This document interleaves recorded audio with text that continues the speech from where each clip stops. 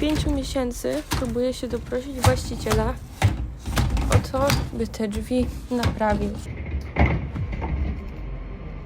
To jest mój widok z okna.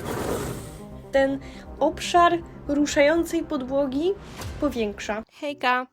W tym filmie chciałabym opowiedzieć o realiach mieszkaniowych, z jakimi miałam do czynienia w Japonii. W związku z tym miałam dużo irytacji i stresu przez praktycznie cały rok, gdy tam mieszkałam. Będzie to też takie backstory mojego pobytu, bardzo ogólne, żeby skupić się na tych aspektach mieszkaniowych. Niektórzy wiedzą, ale większość pewnie nie, że ja pojechałam do Japonii, bo znalazłam pracę jako content creator w Tokio. Mieszkałam w budynku firmowym, więc tutaj dużo nie będę mówić. Warunki były dobre, poza lekkim w moim odczuciu brakiem prywatności. Tak się złożyło, że po miesiącu zostałam zwolniona, ale jeszcze mogłam tam mieszkać przez kolejny miesiąc. Byłam trochę przerażona, bo dopiero co przyjechałam do tej Japonii, a zostałam postawiona przed wyborem, że albo wracam do Polski, albo jestem wrzucona na głęboką wodę i szukam mieszkania, pracy. Nie wiedziałam, gdzie w ogóle szukać tego mieszkania, gdzie w ogóle szukać pracy. Będę musiała sama radzić sobie z rachunkami, z urzędami, ewentualnie lekarzami, a no... Niestety nie mam tego języka. Mówię po japońsku tak bardziej kali jeść, kali pić, więc... No ale zostałam, ponieważ nie chciałam zmarnować swojej wizy Zwiedzaj i Pracuj, którą dostałam na rok, a taką wizę Zwiedzaj i Pracuj można dostać tylko raz w życiu do Japonii.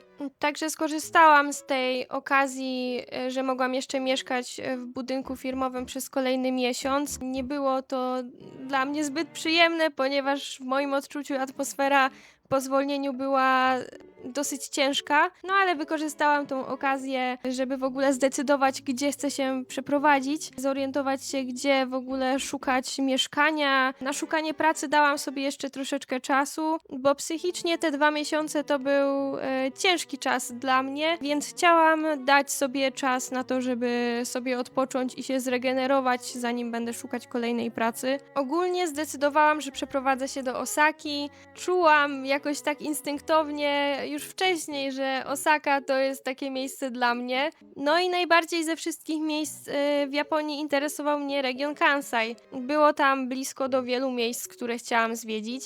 Nie miałam nie wiadomo ile funduszy też na to, żeby móc sobie pozwolić na jakieś szalone zwiedzanie. Dlatego zalokowanie się w Kansai to...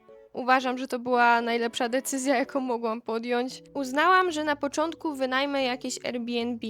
To była najłatwiejsza opcja, jaką mogłam wybrać na początek, także zdecydowałam, że wynajmę takie Airbnb na 2 miesiące i będę miała odpowiednią ilość czasu na to, żeby poszukać sobie innego mieszkania. No i ogólnie ta kawalerka, którą znalazłam, wyglądała lepiej na zdjęciach niż w rzeczywistości.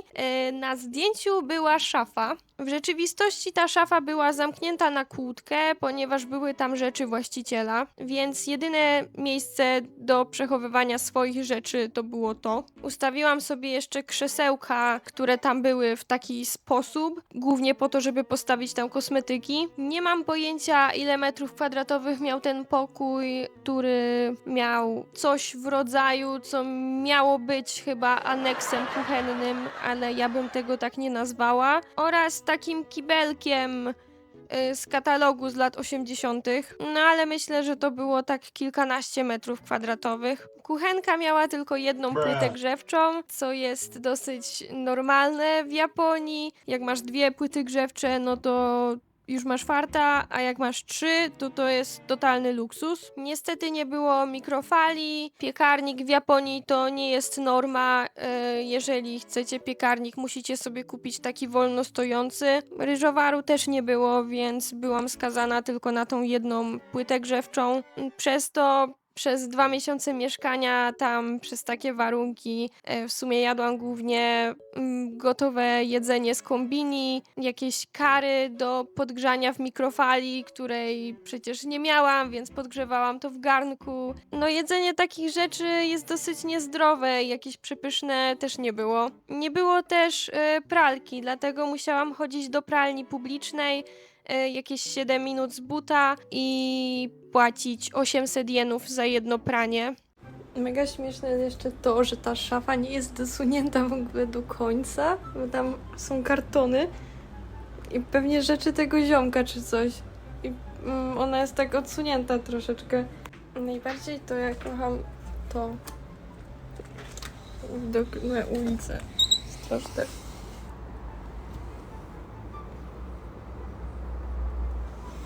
Po jakichś 2 tygodniach mieszkania tam zauważyłam, że w jednym miejscu zapada mi się podłoga. Powiem tak, ja się boję, bo jak już się stoi tutaj bardziej, to ta podłoga się tak, trochę jak trampolina bym powiedziała, rusza. To widać w ogóle na kamerze? Ja się boję. W ogóle nie wiem, czy będę siedzieć jeszcze przy tym biurku, bo boję się, że tu się dziura zrobi. Jak tylko stawałam w tamtym miejscu, to ona się tak jakby ruszała lekko. Na początku uznałam, że nie będę na to zwracać jakiejś uwagi, ale tydzień po tygodniu było coraz gorzej i coraz bardziej tak leciała w dół, jak na niej stawałam. Dobra, update'ik, że tak powiem. Tu jeszcze se stoję stabilnie, nie? Ale se tak podchodzę w tym miejscu. Zaczyna się tak znowu ruszać ta podłoga i tak po prostu się ten obszar ruszającej podłogi powiększa. I jak se tu już stoję, no to nie wiem, może pokażę na krześle. O. Widać.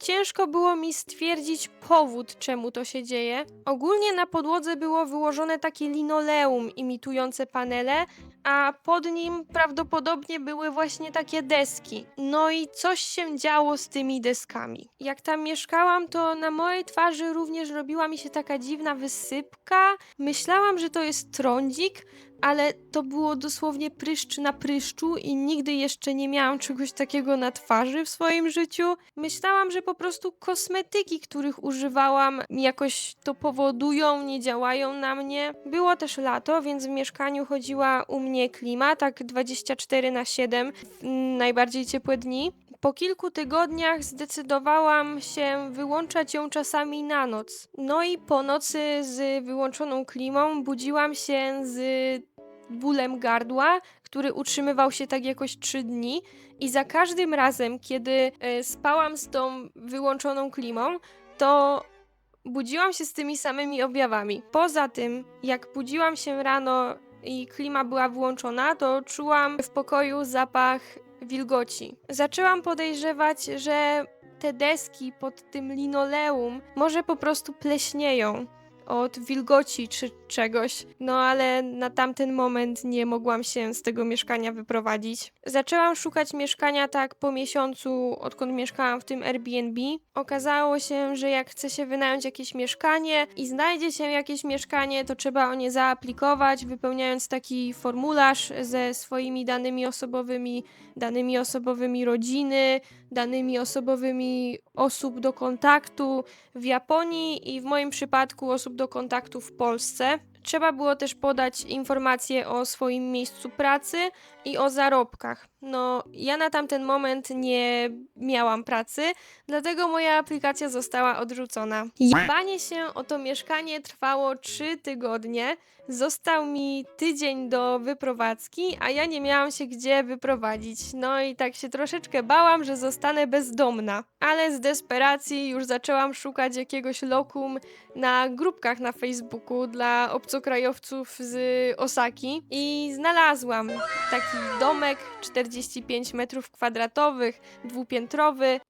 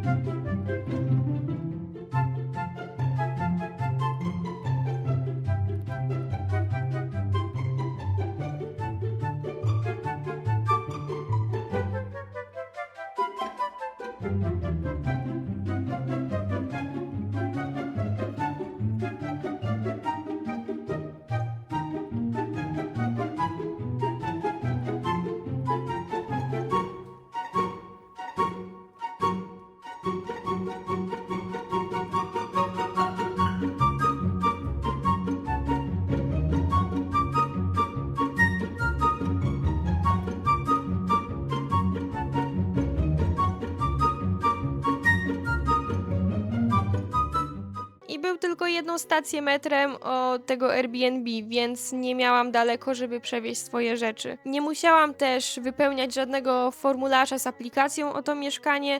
Właściciel miał po prostu takie podejście, że no jak będziesz płacić, to okej. No i właśnie takiego podejścia na tamten moment potrzebowałam. Chwilę po przeprowadzce do tamtego domku udało mi się znaleźć pracę. Pracy szukałam ogólnie 2 miesiące, no i ta praca była bardzo spoko. Pracowałam tam w sumie 8 miesięcy, czyli do samego końca mojej wizy, no i nadal tęsknię za tą pracą. Okazało się, że moja pierwsza praca w Japonii była moją najgorszą pracą w życiu, a ta druga praca w Japonii była moją najlepszą pracą w życiu. Także Japonia dała mi dosyć skrajne doświadczenia. Dopiero ogarnęłam, że nie włączyłam sobie lampki. Jeżeli cokolwiek w ogóle daje. Wracając do warunków mieszkaniowych. Ten pierwszy domek był naprawdę spoko. Właściciel powiedział, że jestem pierwszym lokatorem po remoncie, więc super. Były 2 palniki gazowe. Jak je zobaczyłam po 2 miesiącach funkcjonowania z jednym, to prawie popłakałam się ze szczęścia. Była pralka na balkonie, ale to jest normalne w Azji, więc ucieszyłam się, że nie muszę chodzić już do pralni i płacić tyle pieniędzy za pranie. Była osobna toaleta z washletem i taką umywalką, że jak się spuszczało wodę w toalecie, to leciała woda z kranu i można było sobie umyć rączki. Bardzo ekologiczne rozwiązanie. Był taki pokoik kąpielowy z prysznicem i wanną. Całkiem ładny pokoik na górze z tym balkonem, gdzie była pralka. Ogólnie ładny domek. I jednak mam kilka rzeczy niefajnych do powiedzenia o tym domku. Inne domki dookoła były bardzo blisko siebie. Tak blisko, że z sąsiadką z naprzeciwka przez balkon mogłabym sobie podać rękę, specjalnie się nie wychylając. Mogłam też przez okno dotknąć budynku drugiego, też specjalnie się nie wychylając. I to jest mój widok z okna jednego. Dzień dobry, nie muszę się specjalnie wychylać. To jest mój widok z okna drugiego na opuszczony dom. Dzień dobry. Tam z panią, starszą panią, jakaś 90-letnia pani Hamanaka. Mogłabym sobie z nią podać rękę przez balkon. Mamy ten opuszczony dom obok, jak coś. No. Pani Hamanaka też ma pralkę na balkonie. Ogólnie ta ciasna zabudowa sprawiała, że w tym domku było ciemno cały czas. Słońce nie miało wiele możliwości dostania się przez te budynki. Jednak w Japonii taka ciasna zabudowa to jest dosyć typowa rzecz. Po chyba 3 miesiącach mieszkania w tym domku rozwaliły mi się drzwi wejściowe. To były drzwi przesuwane, niby takie fajne, azjatyckie, nie? Przesuwane drzwi, ale bardzo głupie, ponieważ one się bardzo łatwo rozwalają. Właścicielowi zgłaszałam wiele razy, że te drzwi są rozwalone, ale miał trochę wyjebane. W sensie raz wysłał jakiegoś chłopa do naprawienia tych drzwi, ale on spierdolił to jeszcze bardziej. Raz sam właściciel przyszedł je naprawić, ale ostatecznie ich nie naprawił. Te drzwi wypadały z zawiasów, blokowały się, przez co ciężko było wyjść z domu albo wejść do domu. Od 5 miesięcy próbuję się doprosić właściciela o to, by te drzwi naprawił. I ja muszę te drzwi wyjmować za każdym razem. Jak wchodzę, wychodzę. I wkładać. O, teraz je podnoszę, dlatego się przesuwają. O, włożyłam.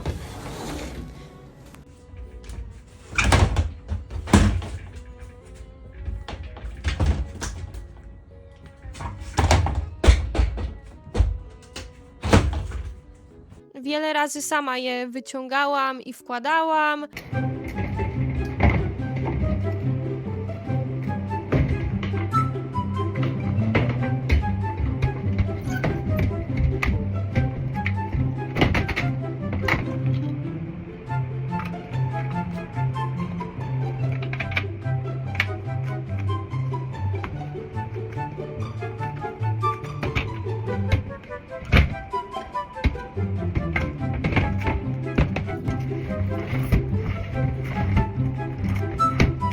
Działało na jakiś czas, a potem znowu się rozwalały, więc znowu je wyciągałam i wkładałam i tak w koło Macieju. Ale miałam bardzo fajnych sąsiadów, głównie były to osoby starsze. Akurat w tym czasie, kiedy te drzwi się rozwaliły, to przyjechała do mnie ta koleżanka, o której wspomniałam w poprzednim filmie. Raz pojechałyśmy na 6-dniową wycieczkę do Tokio, no i w tamtym czasie, no przez to, że te drzwi były rozwalone, to nie dało się ich zamknąć na klucz. Nasi sąsiedzi pytali się nas często, czy już okej z tymi drzwiami, czy już są naprawione i tak dalej. Bardzo się martwili, byli bardzo milusi i troskliwi. Wiedzieli, że pojechałyśmy sobie na tą 6-dniową wycieczkę i nie próbowali wchodzić, włamywać się do tego naszego domku. Ogólnie w tym domku coś straszyło. Ja w takie rzeczy tak do końca nie wierzę, ale no to, co się tam działo, no to był hit. Mnie osobiście nic nie straszyło, ale na przykład moja koleżanka, kiedy ja byłam w toalecie, to pytała się mnie, byłaś na górze? A ja mówię, że no nie, w toalecie przecież. A, bo słyszałam, że mówiłaś coś z góry.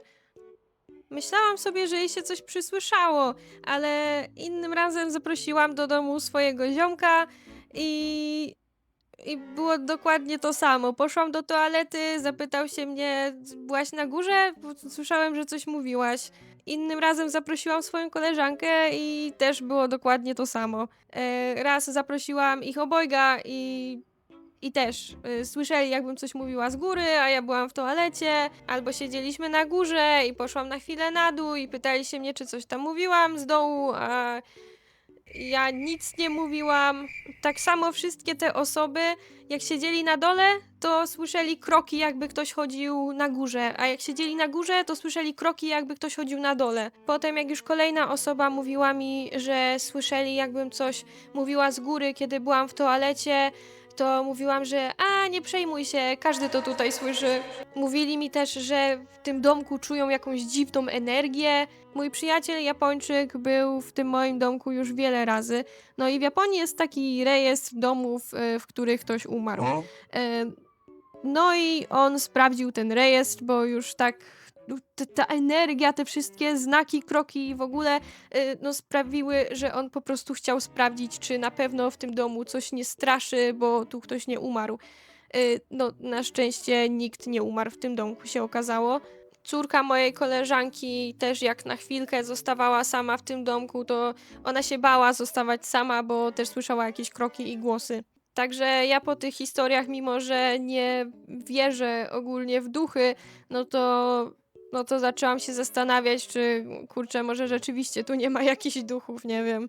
No tylko, że najlepsze, że ja w ogóle takich rzeczy nie słyszałam, ale każdy, kto przychodził do mojego domu, to słyszał. No jeszcze różnica jest taka, że w tym Airbnb przynajmniej było łóżko. No a w tym domku, który wynajęłam, nie było żadnych mebli. Był tylko taki mały stoliczek. 皆様、今はどこにいますか？あれれ？あれれ？ I był w szafie futon, ale nie byłam w stanie stwierdzić, jak bardzo stary on jest i nie chciało mi się z nim latać do pralni, więc po kilku dniach kupiłam sobie swój futon. Tak dla własnego komfortu po prostu wolałam mieć nowy futon, no i musiałam kupić jakieś inne mebelki, cokolwiek, więc no zanim to wszystko pokupowałam, no to też przez moment funkcjonowałam bez mebli i jak tylko wynajęłam ten domek i dostałam klucze do niego, to od razu już pierwszej nocy spałam tam. Jeszcze nie miałam futonu, więc rozłożyłam sobie na podłodze kołdrę i przykryłam się kocem. Mimo wszystko było twardo, więc spałam tak przez kilka dni i miałam ból pleców, ale wolałam to niż spanie dalej w tym Airbnb, gdzie była pleśń. I wolałam spać na twardej podłodze niż wdychać dalej tą pleśń po prostu. Kolejna rzecz. Schody na piętro miały wykładzinę. Na takiej wykładzinie jest się bardzo łatwo poślizgnąć. Także ja, moja koleżanka i jej córka, wszystkie trzy zaliczyłyśmy upadek z tych schodów. Ja zjechałam z samej góry na sam dół, przez co zdarłam sobie trochę skórę na plecach i musiałam iść do ortopedy, gdyż jestem po operacji kręgosłupa, mam w kręgosłupie implanty, no i musiałam sprawdzić, czy wszystko jest ok, czy nic się nie połamało. Nie wiem, czy o czymś jeszcze zapomniałam, na ten moment to wszystko, także mam nadzieję, że dobrze się bawiliście przy słuchaniu moich historii o warunkach mieszkaniowych. Ja zachęcam do komentowania, do zostawiania lajków i dania mi suba. Także no cóż, do następnego.